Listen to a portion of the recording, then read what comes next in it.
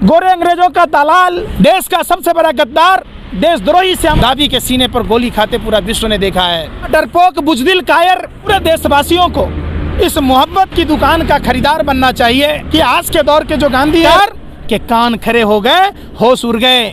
मोदी नहीं तो कौन। शुक्रिया अदा करते हैं जम्मू कश्मीर के आवाम का। जी, मेरा नाम पंकज श्रीवास्तव है और मैं बिहार से हूँ। हम इस यात्रा को कन्याकुमारी से देख रहे हैं। स्वामी विवेकानंद जी के प्रतिमा के पास जब राहुल गांधी जी गए, हमने उस समय भी देखा था वहाँ लोगों का प्रेम, उत्साह और देशभक्ति। हर देशभक्त यही चाहेगा कि हमारे देश में अमन भाईचारा हो, हमारा देश तरक्की करे, हमारा देश खुशहाल हो। एक ऐसी सरकार जिनके पूर्वज देश को आज़ाद नहीं होने देना चाहते थे। भारतीय जनता पार्टी की शुरुआत जन्म जहां से हुआ है वो आरएसएस कभी गोरे अंग्रेजों की मुखबरी करने का काम करता था, देश की आज़ादी की लड़ाई का विरोध करता था। आप सबको पता है 1924 में हेडगेवार ने कांग्रेस छोड़कर 1925 में आरएसएस बनाया था, रॉयल सीक्रेट सर्विस, जिसका मुख्य रूप से काम था गोरे अंग्रेजों को क्रांतिकारियों की सूचना पहुंचाना। इसी कड़ी में मैं एक बात बताता हूं। भगत सिंह के खिलाफ केस लड़ने वाला सूर्य नारायण हेडगेवार का करीबी था। भगत सिंह के खिलाफ गवाही देने वाला सर सादीलाल हिंदू महासभा का प्रांतीय अध्यक्ष हुआ करता था, जिसके आज भी पश्चिम उत्तर प्रदेश में चीनी मिले हैं। भारतीय जनता पार्टी, आपने सावरकर का नाम सुना होगा, डरपोक बुजदिल कायर, गोरे अंग्रेजों का दलाल सावरकर के बारे में, जिसने गोरे अंग्रेजों को चिट्ठी लिखी थी और माफ़ी मांगी थी। जिस समय 12 रुपया शिक्षकों को मिलता था, बुजदिल डरपोक कायर सावरकर को 60 रुपया महीना पेंशन मिलता था। कोई रिश्तेदार नहीं लगता था गोरे अंग्रेज सावरकर का। जब राष्ट्रपिता महात्मा गांधी के नेतृत्व में देश आज़ादी की लड़ाई लड़ रहा था, भारत छोड़ो आंदोलन का आगाज था, तब देश का सबसे बड़ा गद्दार, देशद्रोही श्यामा प्रसाद मुखर्जी गोरे अंग्रेजों को चिट्ठी लिखा करता था, माई बाप, भारत छोड़ो आंदोलन को कुचलने के लिए आप प्रयास कीजिए। गार्ड की नौकरी लिया था। 1941 में बंगाल प्रेसिडेंसी में सरकार बनाई थी।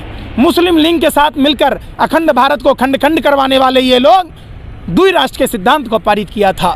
ये वही लोग हैं जो 1943 में सिंध प्रेसिडेंसी में सरकार बनाए थे, गुलाम हुसैन खां और जिन्ना के साथ मिलकर द्वि राष्ट्र के सिद्धांत को पारित किया था। आज भारत पाकिस्तान और भारत एक होता, हम पूरे वर्ल्ड में सबसे बड़े राष्ट्र के रूप में होते। ये उन लोगों ने गोरे अंग्रेजों के साथ मिलकर अखंड भारत को खंड खंड करने का काम किया था। आज़ादी के बाद भी इनके मंसूबे पूरे नहीं हुए। ये जब सत्ता में आए तो गोरे अंग्रेजों ने जो डिवाइड एंड रूल की पॉलिसी लाई थी, फूट डालो और राज करो, जो गोरे अंग्रेजों की मंशा थी, जिसमें आरएसएस के लोग सहयोग किया करते थे, उसी मंशा के तहत इन्होंने जब सत्ता में आया, देश में विभाजन की नीति अपनाई, देश में नफरत की नीति अपनाई, फूट डालो और राज करो। इन्होंने धर्म के आधार पर, जाति के आधार पर नफरतें, वेशभूषा के आधार पर, खान पान के आधार पर, रंग के आधार पर नफरतें फैलाई।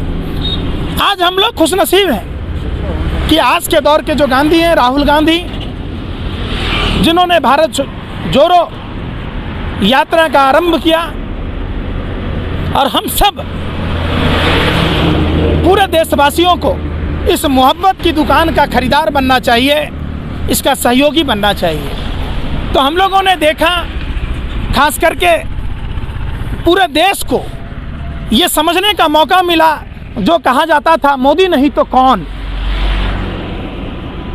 ये भारतीय जनता पार्टी के आईटी सेल के द्वारा फैलाया जा रहा था कि देश में कोई भी नहीं है, पूरा भारत प्रधानमंत्री के सामने कुछ भी नहीं है। ये भाजपा आईटी सेल पर लोगों के दिमाग में बिठा रही थी। तो राहुल गांधी जी ने जो भारत जोड़ो यात्रा किया, इससे पता चल गया कि ज़मीन और आसमान का अंतर राहुल गांधी और नरेंद्र मोदी में है। लोगों ने देखा एक खानदानी अमीर जिनके बाप पूर्वजों ने देश की आज़ादी में अपना सब कुछ निछावर कर दिया, 198 करोड़ की संपत्ति बेचकर देश में इसरो, एम्स जैसे संस्थाएं बनाई।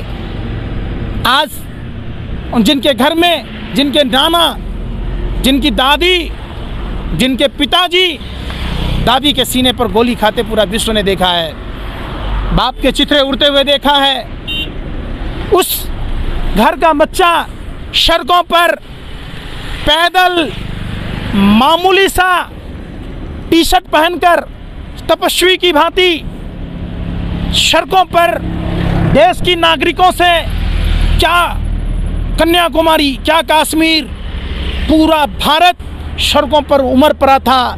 लोग उन्हें देख रहे थे, लोगों को वो देख रहे थे, एक दूसरे के दर्द को बयां कर रहे थे। जब जम्मू में जैसे ही प्रवेश हुआ, केंद्र की सरकार के कान खड़े हो गए, होश उड़ गए। उन्होंने सिक्योरिटी का रीज़न देकर लोगों को उससे मिलने का रोकने की कोशिश की। जो जम्मू कश्मीर के लोगों की पीड़ाएं जो राहुल गांधी जी समझना चाहते थे, जो राहुल गांधी को जम्मू कश्मीर की आवाम समझना चाहती थी, उसको रोकने का काम, अंबुजा जैसी दीवार खड़ा करने का काम केंद्र की सरकार ने सिक्योरिटी रीजन का हवाला देकर मनोज सिन्हा के द्वारा खड़ी कर दी। फिर भी हम शुक्रिया अदा करते हैं जम्मू कश्मीर के आवाम का, जिन्होंने इतनी सर्द हवाओं के बीच में भी हौसला नहीं तोड़ा और राहुल गांधी के जज्बे को मजबूती दी। लोग अभी तक सड़कों पर हैं। तो आप ये सवाल भारतीय जनता पार्टी के लोगों से पूछिए, आपको सारी कहानियां मिल जाएंगी। एक बात बताइए आप, ये तो मैंने नहीं सवाल खड़ा किए, 24 जनवरी 2023 यानी बुधवार के दिन गणतंत्र दिवस से पहले अमेरिका की short selling company Hindenburg research ने अडानी ग्रुप के शेयरों में गड़बड़ी और अकाउंटिंग फ्रॉड में शामिल होने के ऊपर 88 सवाल उठाए हैं। 88 सवाल उठाए हैं, जिसमें यह साफ साफ दिखाया गया है कि सबूत के साथ बताया गया है कि किस तरीके से बाहर के देशों से भी जो निवेश हुआ है, और ईडी चुप थी, सेबी चुप था, और जब कुछ शेयरों की खरीद फरोख्त बड़ी बड़ी संस्थाओं के निगरानी में होता है, तो एलआईसी और एसबीआई जैसी संस्थाएं अडानी के शेयरों को कैसे खरीद रही थी। जब अडानी के पोर्ट पर बार बार ड्रग का रैकेट पकड़ा जाता है, कंटेनर का कंटेनर, फिर भी अडानी के पोर्ट बंद नहीं होते हैं। गार्जियन की एक रिपोर्ट है, गार्जियन के रिपोर्ट में साफ साफ लिखा था कि 6 अप्रैल 2016 को जसुआ रॉबसन की रिपोर्ट में कोल प्राइस स्कैंडल जो $4.4 मिलियन का था, जिस पर जांच के आदेश भी दिए गए हैं। इकोनॉमिक टाइम्स ने ईडी और डीआरआई का भी जिक्र किया था कि पावर इक्विपमेंट्स इंपोर्ट कीमत से ज़्यादा कीमत लगाकर कैसे पैसा बनाया गया। सवाल उठता है देश में कि सब कुछ देश में सरकारों के निगरानी में होता है, तो इतनी बड़ी चूक कैसे हो जाती है। कैसे अडानी जैसे लोगों को, जो उनकी कंपनियां, जो उनके भाई रिश्तेदारों की कंपनियां के शेयर मूल्यों को ज़्यादा बताकर बैंकों से कर्जा लेकर कर्जा माफ़ कर दिया जाता है। किस तरीके से ड्रग्स रैकेट पर कार्रवाई नहीं होती है। तो ये तमाम सवाल पूछे जाते हैं, और सवाल पूछे जाते हैं कि क्या अडानी जैसे कॉरपोरेट घरानों का दबदबा इतना है कि देश के मीडिया हाउसेस उस पर चर्चा तक नहीं करती है। जहां यूक्रेन की चर्चा करती है, पाकिस्तान की चर्चा करती है, अफगानिस्तान की चर्चा करती है, और देश की अर्थव्यवस्था को गर्त में ढकेलने के लिए जिन लोगों ने फ्रॉड किया है, तो अडानी पर कार्रवाई की बात क्यों नहीं करते। ये सवाल पूछ लेते आप। अब एक बात बताइए, कश्मीर के लोग ही नहीं, पूरे देश के लोग अपने को ठगा हुआ महसूस कर रहे हैं। परिवर्तन की ओर निगाहें हैं। लोग अपने को ठगा हुआ महसूस करते हैं। मैं हल्द्वानी भी गया था, मैं जोशीमठ भी गया। जोशीमठ के ऊपर जो इसरो की जो रिपोर्टें थी, जो गूगल पर डाला गया था, उसको डिलीट करवा दिया गया। आपने देखा होगा BBC की डॉक्यूमेंट्री जो गुजरात दंगों के ऊपर आई थी, उसको बैन लगा दिया गया। आपने देखा होगा जब बिल्किस बानो के गैंगरोपी जो उनके साथ उन्होंने बलात्कार किया था, उनको भारतीय जनता पार्टी ने किस तरीके से सम्मानित किया था। आपने ये भी देखा होगा कि जोशीमठ के हिंदुओं को मौत के मुंह में ढकेल दिया गया। किस तरीके से हल्द्वानी में रेलवे की ज़मीनें बताकर ये तो भला हो सुप्रीम कोर्ट का, जिन्होंने स्टे ऑर्डर लगा दिया, वहाँ के लोगों को उजाड़ने की बात की जा रही थी।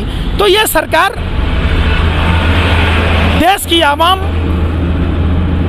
इस सरकार से डरी हुई है, सहमी हुई है। ये सरकार जब जब डरती है, प्रशासन को आगे कर देती है, संवैधानिक संस्थाओं को आगे कर देती है। तो जम्मू कश्मीर के लोगों में जो मैंने उत्साह देखा, वही उत्साह हमने मध्य प्रदेश में देखा, महाराष्ट्र में देखा, राजस्थान में देखा, वहाँ भी तमिलनाडु में देखा, केरला में देखा। तो पूरा भारत भारतीय जनता पार्टी के जुमलों से निजात चाहता है। टूटी खाट, फटा लंगोट, मर गया भाजपा को देकर वोट। सोचा था बनियान के ऊपर नई शर्ट आएगी, क्या पता था बाद में पतलून भी उतर जाएगी। मजीद मुनफरिद और दिलचस्प वीडियोस के लिए हमारी YouTube चैनल जरूर सब्सक्राइब करें।